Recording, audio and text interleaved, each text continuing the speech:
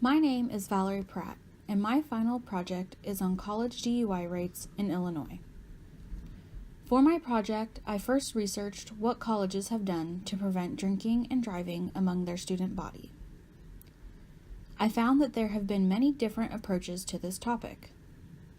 There is a traditional education approach that is used that provides students with education on the effects of drinking and driving. In this approach, human rationality is used. By this I mean that if students are informed of the possible outcomes of drinking and driving, then they will choose to not drink and drive. This approach merely increases the knowledge of drinking and driving among students, but does not deter them from doing so.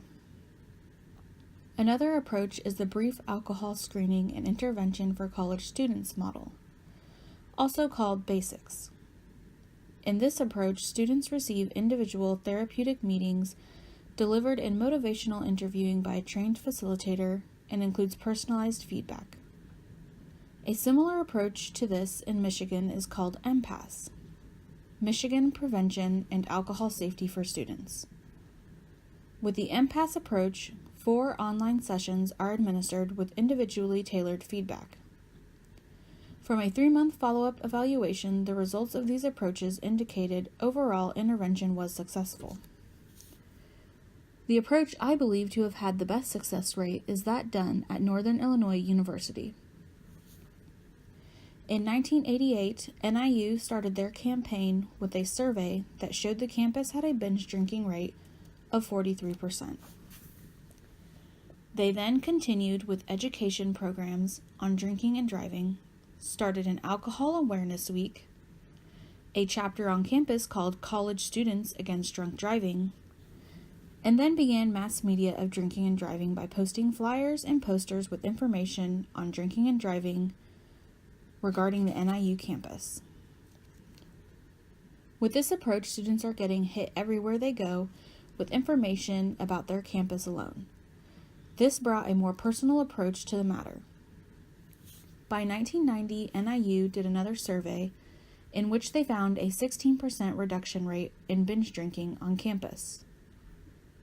After reviewing the various approaches to drinking and driving on campus, I then had a better understanding of how colleges can handle this issue and which approaches work best. For the next part of my project, I wanted to compare the DUI rates among counties in Illinois with those who are home to major public universities. To do this, I decided to use the Automated Disposition Reporting Program that is administered by the Administrative Office of the Illinois Courts.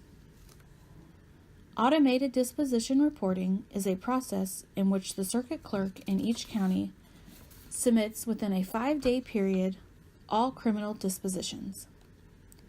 The AOIC then filters this information into the ADR program, which organizes the data in a way that the Secretary of State, Illinois State Police Traffic, and Illinois State Police Bureau of Investigations can retrieve the data for processing in their facility. For the ADR program, not every county in the state of Illinois submits ADR through the AOIC. Each year, the number of counties who submit ADR via the AOIC changes as there is a vigorous testing process they must pass before being accepted into the program. If the county switches vendors, they must completely start over with the testing process. So for the data I retrieved, I must make note that for 2015, there were 86 counties submitting, and in 2016, there were 90 counties.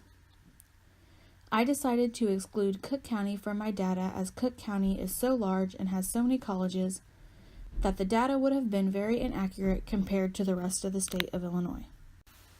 Out of the counties available to choose from, I chose 6 counties that are home to major public universities: Champaign County, University of Illinois; Coles County, Eastern Illinois University; DeKalb County, Northern Illinois University; Jackson County, Southern Illinois University Carbondale; Madison County, Southern Illinois University Edwardsville; and McLean County, Illinois State University. After choosing my counties, I had to create an access database in which I filtered each year's data to show only DUI cases with a 100 series disposition code. A 100 series disposition code, as referred to in the AOIC Data Dictionary, are conviction dispositions or sentence information. This means that all the data I chose to look at were only convicted DUIs. So if a person or student was able to plead down to a lesser offense, their information would not be included in this data. My results from this research indicate that the DUI convictions in those 6 major public university counties, among those aged 18 to 20 and 21 to 24, were not very different than counties that do not have major public universities. In 2015, there were 0 convictions in those 6 counties in youth aged 18 to 20, and only 12 in those aged 21 to 24 years old. In 2016, there was 1 conviction in those aged 18 to 20, and 66 in those aged 21 to 24 years old. I do find it interesting the jump in numbers of those aged 21 to 24 in just 1 year.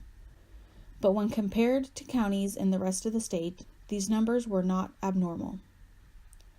These 6 counties did almost all have convictions in these age groups, and of the other counties, there were many that did not.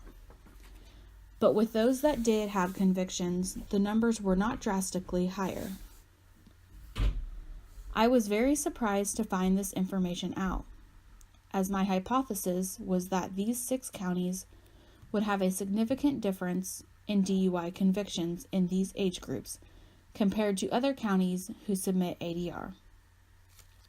I realized, after reviewing the information, that a majority of college campuses have tackled the issue of drinking and driving from a conviction standpoint, but this still has not solved the issues of binge drinking on campus. Binge drinking is still an epidemic that needs to be dealt with in a different manner than that of drinking and driving. I would also go on to commend Jesse White, Illinois Secretary of State, who has transformed the drinking and driving platform in Illinois. Jesse White has pushed for zero tolerance laws, automatic loss of driver's licenses for those underage, and other tactics that I believe to have helped deter underage drinking and driving. I would go on to further state that Uber and Lyft have played a small role in keeping these numbers low.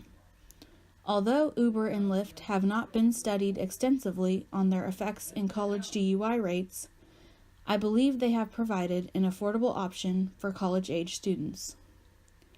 Lastly, I would simply state that college students live close to bars, which allows for them to walk to and from, as well as house parties on campus can play a role in lesser DUI convictions.